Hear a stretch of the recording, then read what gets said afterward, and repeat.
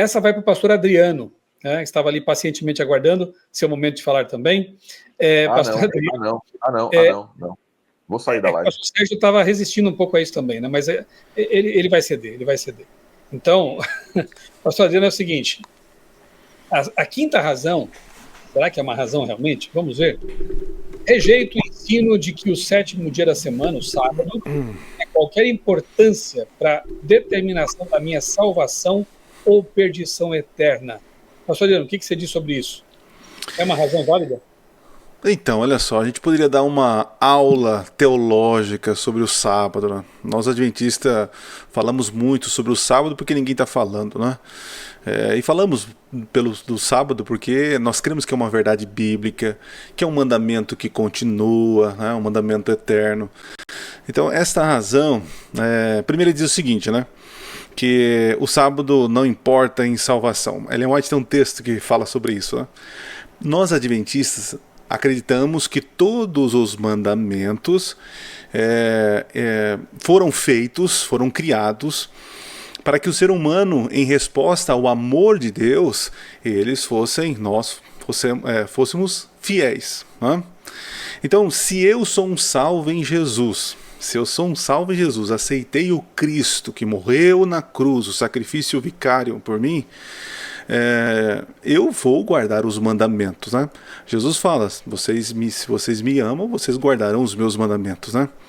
Aquele que diz que me conhece e não guarda os meus mandamentos é mentiroso, né? E nele não está a verdade. Então veja, essa desculpa, né, para não ser adventista é equivocada, né? Porque ele faz um caminho inverso, né? Nós adventistas em nenhum momento diz que nós somos salvos por guardar o sábado. Nós dizemos o seguinte, nós somos salvos em Cristo Jesus, e porque nós somos salvos em Cristo Jesus, nós somos fiéis em todos os mandamentos, somos fiéis em tudo aquilo que o Senhor pedir para nós, né? Que relação à fidelidade em tudo, né? Não adultera, não mata, não rouba, honra o pai e mãe, né? Todos os mandamentos são importantes. Então veja, se eu digo que eu sou salvo, que eu aceitei Jesus como Senhor e Salvador, eu não vou matar. Então logo, matar importa na vida do salvo. Então, guardar o mandamento demonstra que eu estou salvo, que eu sou salvo em Jesus. Se eu digo que aceitei Jesus como Senhor e Salvador e continuo roubando, mentindo, matando e transgredindo o dia do Senhor, então eu não fui salvo. Fui salvo do quê? Das minhas conveniências, e veja, é uma questão de santificação. O sábado é memorial da criação, o sábado é um símbolo também da santificação, do abandono. Eu costumo dizer, até nos meus últimos vídeos, falei muito sobre o sábado, né? Guardar o sábado é uma questão de fé, guardar os mandamentos é uma questão de fé. Então, quando a pessoa fala assim que não, é cristão, veja, a falácia, né? Eles estão, essa desculpa faz com que as pessoas falem assim, olha os adventistas, então eles querem dizer que quem não guardar o sábado não vai ser salvo. Aí fica assim meio informado assim, na cabeça das pessoas de que a salvação é pelas obras, né? Até quando eu fui na Rede TV, eu lembro que eu caí nessa, né? Me colocaram lá que os adventistas, né, para manter-se salvo, tem que guardar os mandamentos, senão vai para o inferno, né? Não, eu falei, não, o salvo, ele mantém a sua salvação em Cristo Jesus, e porque está salvo, ele guarda os mandamentos, né? Então, assim, eu também gostaria de ouvir meus amigos, né, sobre esse assunto, porque nós poderíamos falar sobre o sábado, a live aqui não é sobre o sábado, mas é sobre essa falácia como as outras estão sendo colocadas, né? Dizer que não é importante, que eu não sou adventista porque eu não considero o sábado importante. Então, peraí. Você não é adventista porque você não crê nas crenças adventistas. Agora, não queira colocar sobre os adventistas aquilo que nós não acreditamos, que a salvação é pelas obras. Nós não acreditamos nisso, camarada. A gente acredita que a salvação é pela graça, né? E uma vez que eu sou salvo em Cristo Jesus, eu sou fiel a Deus em tudo que Ele me pedir, inclusive também na guarda do sábado, né? Penso assim. Olha, simples para responder isso. É muito simples mesmo. Perfeito a sua colocação, Adriano. Eu acredito assim, eu tenho falado aqui na minha igreja, até brinquei com o pessoal, falei assim, nós podemos ganhar a salvação por causa das obras ou guardar os mandamentos? E aí todo mundo, não. Isso é claro para qualquer adventista do sétimo dia. Até uma pergunta estranha no contexto. Eu perguntei o seguinte: mas nós podemos perder a salvação porque nós deixamos de guardar algum mandamento? Porque nós deixamos de fazer algo? E as pessoas, sim. Falei, não. Nós só perdemos e ganhamos a salvação em decorrência do nosso relacionamento com Jesus Cristo. Com Jesus Cristo. Perda ou ganho de qualquer coisa no que diz respeito à salvação não tem nada a ver com obras. Nós não perdemos também porque nós deixamos de fazer. Porque, na verdade, porque de fato, o que acontece é que quando nós deixamos de atuar em conformidade com os mandamentos, nós tomamos uma decisão anterior, que é deixar de seguir Jesus Cristo. Então, no final, gente... com ele, né? Exato, então, a gente já não está mais em comunhão. Se a gente não está em comunhão, a gente não guarda. Por quê? Porque nós achamos que aí foi abolido, nós começamos a criar desculpas, etc. Pastor Sérgio, eu gosto de uma frase que a minha esposa usa, ela diz assim, a Bíblia fala que Satanás pode até se transfigurar em anjo de luz, mas em nenhum lugar é dito que um anjo de luz se transfigura em Satanás. Ou seja, há pessoas que podem ter até boas obras e não vão para o céu, porque não são as boas obras que te levam para o céu. Então há muitos guardadores do sábado que vão se perder. Sim, muitos guardadores do sábado, gente que não matava, não roubava, não adulterava, e vai se perder.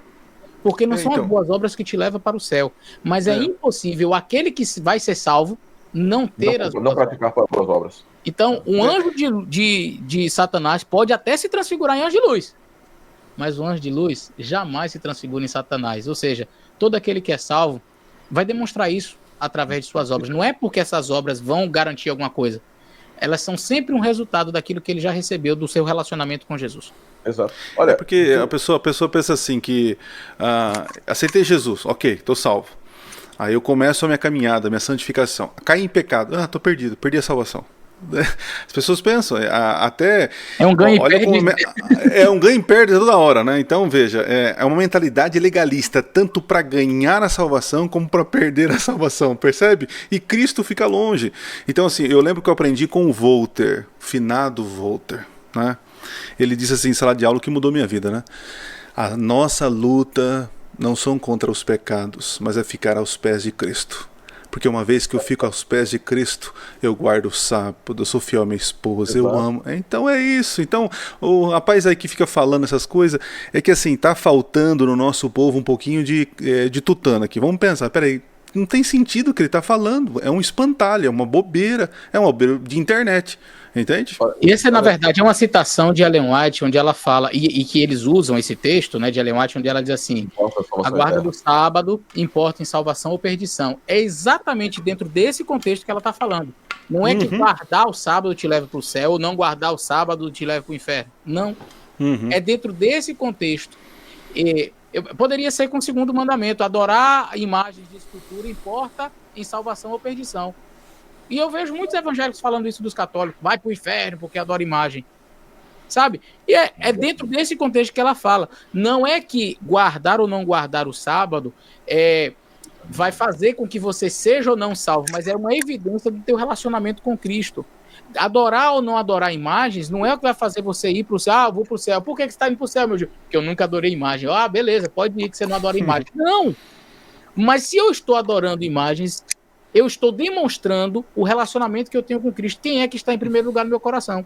Então, se eu disser assim aqui na live, adoração a ídolos, a imagens, e a qualquer outro ídolo, pode ser até teu carro, o teu ídolo, que está ocupando o lugar de Deus, o segundo mandamento é muito amplo, não é só se ajoelhar diante de uma imagem, mas enfim, adoração a imagens implica em salvação ou perdição eterna. Então o pastor Eleazar está dizendo que é salvo quem não adora. Não, o que eu estou dizendo em suma, tudo isso que já foi dito aqui. Deixa eu exemplificar, com Jesus é que vai definir isso, né? Deixa eu exemplificar para as pessoas entenderem um pouquinho essa questão da seguinte forma. Né? Às vezes as pessoas confundem como se nós colocássemos em confronto graça e lei. Graça e lei. Vejam só, nós temos imagine o seguinte, o pastor Eleazar e eu estamos morando fora do Brasil. Nós estamos em países diferentes. E quando nós aqui viemos, ao chegarmos aqui, nem os Estados Unidos tinham obrigação alguma de receber o pastor Eleazar, nem a Nova Zelândia tinha obrigação nenhuma de me deixar entrar aqui. Agora, quando nós morávamos no Brasil, qual era o impacto da lei americana ou da lei neozelandesa sobre a nossa vida no Brasil? Zero. Zero, absolutamente zero. Agora, quando nós chegamos à fronteira neozelandesa ou à fronteira americana, ali para o agente de imigração, nós fomos recebidos com uma afirmação tácita. Você aceita entrar aqui, você quer entrar no nosso país, você aceita viver em conformidade com a legislação do nosso país?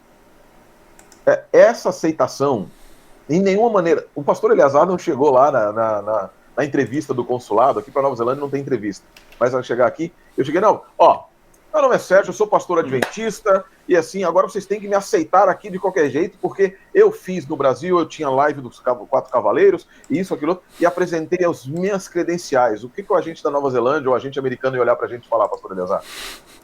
Quem é você na fila do pão, jovem? E o que eu tenho a ver com isso? O que eu tenho a ver com isso? Né? As nossas obras são exatamente o que... Nada.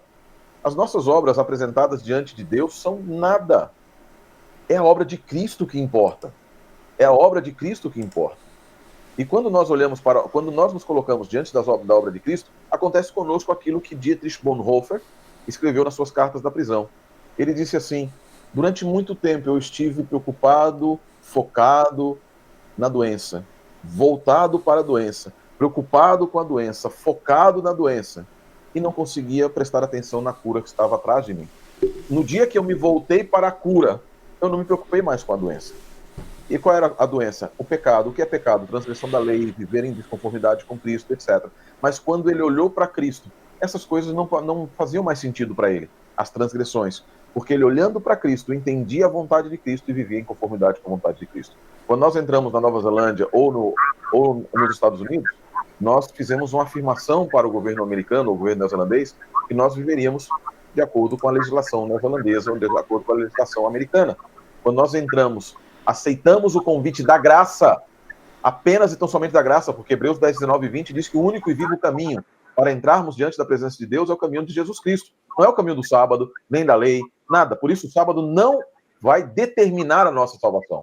Mas quando nós chegamos, sábado ou qualquer mandamento, mas quando nós entramos, nos tornamos cidadãos do reino celestial, é impossível viver como cidadão de uma determinada pátria descumprindo os mandamentos desse reino. A lei de Deus, eu falei isso no Vejam Só uma certa feita, e foi muito interessante, porque o pastor estava lá, nunca ouvi isso. Falei, a lei de Deus não é para todas as pessoas. O convite de Deus é para todas as pessoas. A lei de Deus é para aqueles que aceitam esse convite. O convite é feito de graça. Por isso se chama graça. A lei é feita para cidadãos, para pessoas que aceitaram viver como cidadãos do reino de Deus. Daí, por isso que o sábado foi dado. E aí eu brinco sempre, o pessoal fica confuso. O sábado foi dado para Israel. O sábado foi dado para Israel porque Israel era o povo de Deus. Não foi dado para os egípcios.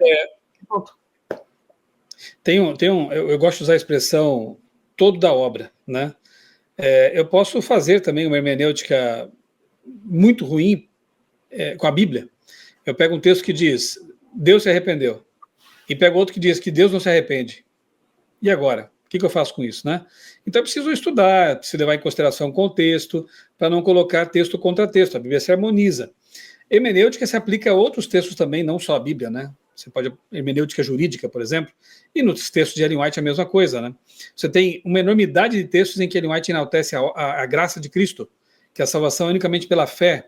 E aí você tem um texto que ela diz que guardar o sábado importa em salvação. E agora? O que eu faço com esse texto? Você vai analisar o contexto, levando em consideração o todo da obra, e não vai conseguir colocar texto contra texto quando você analisa realmente o seu contexto. Então, uma pena que as pessoas isolem textos. Isso acontece com a Bíblia e também é feito com Ellen White, às vezes por desconhecimento, às vezes por desonestidade mesmo, né? Para tentar, de novo, criar um espantalho e bater nele, enquanto a realidade permanece ali intocada. Pastor, o texto de Ellen White aí, ó. O texto de Ellen White aí. Exatamente o que nós dissemos. Embora as boas obras não salvem pessoa alguma, então pessoa alguma é salva por boas obras, é impossível que uma única pessoa que se salve sem as boas obras, ou seja, todo aquele que é salvo vai demonstrar isso através das boas obras. Mas a primeira sentença é clara: as boas obras não salvam ninguém. Perfeito.